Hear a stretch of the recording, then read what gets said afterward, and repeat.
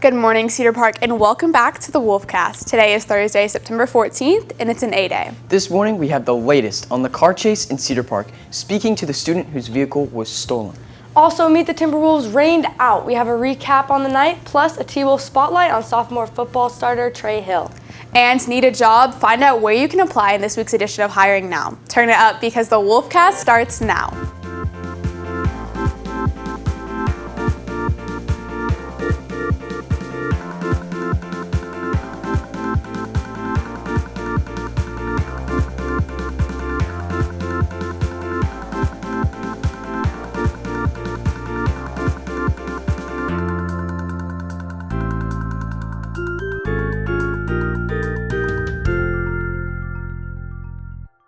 Good morning, Cedar Park. I'm Kira Cox, and I'm here this morning with Reed Cummins and Lulu Lynch. Police say suspects are in custody after a car chase through Cedar Park, just as Meet the Timberwolves was kicking off last night. Police on the ground and in the air via helicopter were after a stolen red Mercedes belonging to senior Riley Corson. CPHS News spoke to Corson, who says she left her keys with her things in the weight room during cross-country practice yesterday morning between 6:15 and 8:15. When practice was over, her keys were gone. I thought it was like a joke at first, so I went to go check if my car was still there, and then my car was gone as well. Then, at some point last night, the car was spotted, leading to the police pursuit ending near the intersection of Jojoba and Drifting Leaf around 6:15 p.m. I got a call from the on-campus officer. There was like a helicopter chase and a car chase, and it's like because it's such a short car, they went over the curb and the front axle is all messed up and everything now. Corson says police are working to get her car back to her as soon as possible, but it's likely totaled. Cedar Park PD have not yet confirmed the number of suspects in custody or if any charges have been filed. We'll keep you updated as this story develops. The chaos didn't end there last night. After weeks without rain, that changed just in time for CPHS Meet the Timberwolves Community Pep Rally. Temperature dropped 9 degrees into the cool 90s with a humidity of 93 and steady downpour, causing most clubs to pack up their tents early and forcing them to cut the pep rally portion of the night. The downpour continued into this morning. There is no word yet if makeup day will be set for this event. Up next, today's headlines in this morning's brief, but first, these announcements.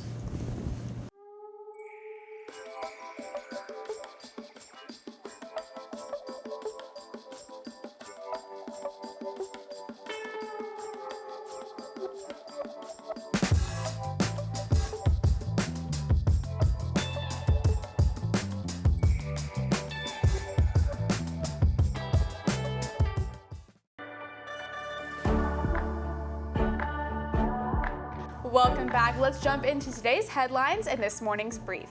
First, our new COVID vaccines coming to Texas as cases rise.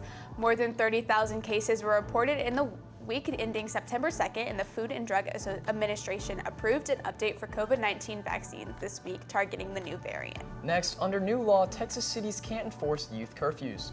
Cities and counties in Texas can no longer mandate curfews for adolescents under a new state law that went into effect earlier this month.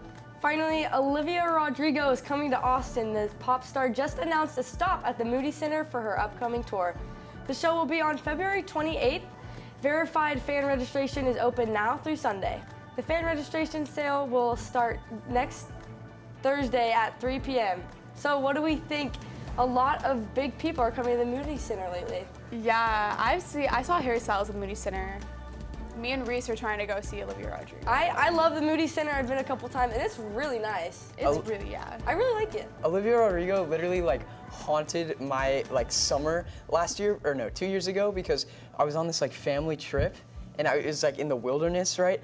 It was a national park. Camping or Yes, what? and there was okay, listen, now, there was no cell service, and so I had accidentally on Spotify downloaded the whole Sour album, but I wanted to listen to music. That was the only thing I had to listen to was the whole Sour album, and so I literally can't listen to her music without thinking about how I Sour slaps. So now you know every single one of her songs. So Yep. in case you ever need to know, now you do. It was all right. All right, up next, the first T-Wolf Spotlight of the year with Maddie Cooper after this break.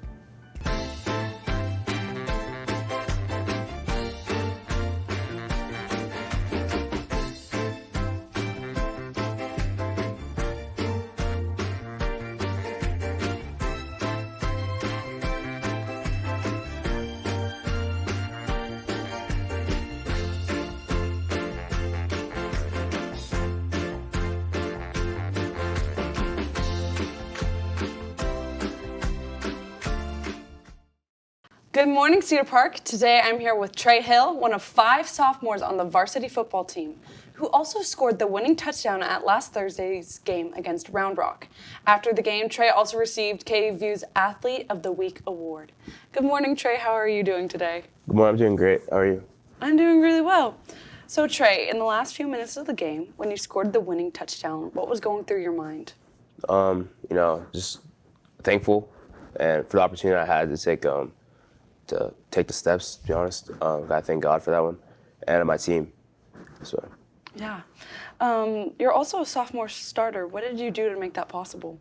I just worked really hard, just every day, every night, just nonstop, just thinking of a goal in mind. Yeah, and when did you start working hard? When did you start playing football? I started playing football, I was in 3rd grade, and I really took it seriously, around 8th grade to now. So. Oh, that's incredible. Trey, you're obviously very, very talented, and your recognition of KVU's Athlete of the Week absolutely reflects that. Can you tell us a little bit more about your award and what was going through your mind when you got it? I guess the reward was Athlete of the Game out of both teams, I guess. And when I got the reward, I was very blessed. I couldn't have done it without my linemen or my teammates, and yeah. Yeah. And lastly, earlier you told me you wanted to be a D1 football player in college. Does this KVU's Athlete of the Week award that you recently just got make that seem at all more possible? Yes, ma'am. I really think it really gave me a boost of confidence as well. Just knowing that I'm getting the recognition a little bit. I'm getting a little bit of recognition of my hard work, and everything's really finally starting to pay off. And yeah, it was really eye-opening to see how close I am to hopefully obtaining my goal. That's wonderful. Well, thank you so much for joining me here today, Trey. With CPHS News, I'm Maddie Cooper, and I'll see you next week. Back to the desk. Thanks, Maddie. Now let's throw it over to Kason Johnson, who's with Hiring Now. Thanks, guys. Good morning, Cedar Park. I'm Kason Johnson with this week's Hiring Now. First up, Whataburger is hiring just down the street. Whataburger is looking for restaurant team members to prepare food items, take care of the lobby, and overall be a welcoming employee for customers. Next, Raising Cane's is desperately looking for restaurant crew members. Cane's is currently in a drought of service and needs all the help they can get. As a crew member, employees will be asked to manage the restaurant accordingly and prepare the restaurant for local customers. And the best part, no experience required. Finally, Buffalo Wild Wings needs servers. As a server, you'll be asked to take orders and relay them to other restaurant staff, while also taking care of the restaurant and your fellow employees. If you're interested in any of these jobs, you can go to Indeed.com for more details. With CPHS News, I'm Kason Johnson. Back to you guys. Thanks, Kason. That's all we have for you guys today. Thank you for taking the time to join us during your den. You can catch anything you missed and more on our Twitter, YouTube, or TikTok at CPHS News. Catch tomorrow's show for a look into the day of a life of a volleyball captain.